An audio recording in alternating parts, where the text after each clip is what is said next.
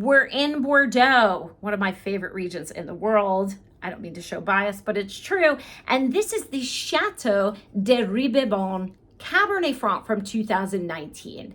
Now, there's a story behind this wine because you may have seen the label before and you may think, oh, I've seen that. That's just their Bordeaux Supérieur, which is available in a bunch of places. But if you listen to episode 276 with Amélie Aubert from Famille Hélène Aubert, she took over winemaking from her father, and she is on the podcast talking about their operations. We discuss how her father Elaine and Serge got together. They're quite good friends, and they were walking the vineyard, and there was a block of old vine Cabernet Franc that Elaine said, I'm not sure what to do with this. Serge tasted the grapes and some of the wines that were made from it and said, we need to make a cuvee and get this into the market.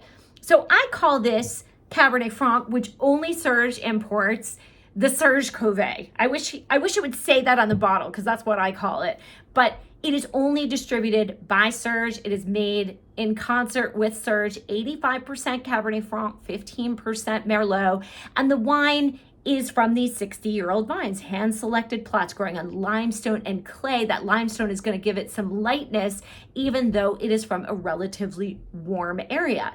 What's interesting is I mentioned this in the Chinon video. If you haven't watched it yet, you can.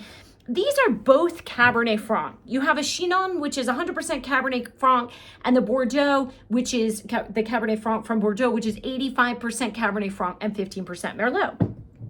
Now the Chinon is macerated or in that grape soup for about 5 to 6 weeks. That's going to give it a lot of character. It's going to give it a lot of some tannin, some flavor. It really is going to spend a lot of time extracting flavor out of the wine.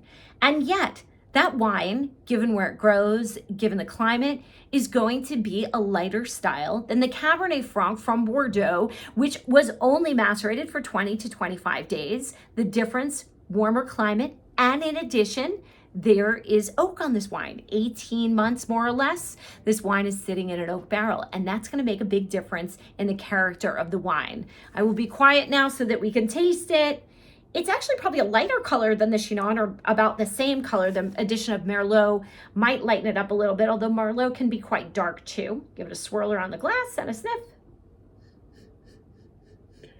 Yeah, this is a lot bigger than the Chinon. Here you get violet and dark berries. It has a smokiness to it, almost a campfire note to it. It reminds me of fall. Maybe my nose is deceiving me, but I almost smell butternut squash soup.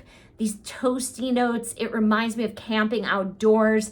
Let's take a sip. You expect that it could be heavy, but reserve judgment.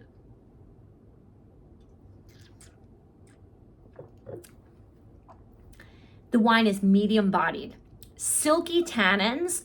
If you keep drinking it, it will have some grip to it. So you definitely want to have it with grilled red meats or eggplant or lentils, hard cheeses, any food that has an herb rub on it. That's a relatively heavy food. You want to decant this for an hour, serve it at 60 degrees. You're going to get a lot of those same flavors, dark berry and violet and smokiness, but good acidity and a medium body. From that limestone, likely, the wine is a little bit lighter. They do a great job with this wine. It's a lovely one, and what a great opportunity to compare these two bottles. Hopefully you have some of the Chinon left over so that you can do a comparison exercise. I think you'll learn a lot about Cabernet Franc that way.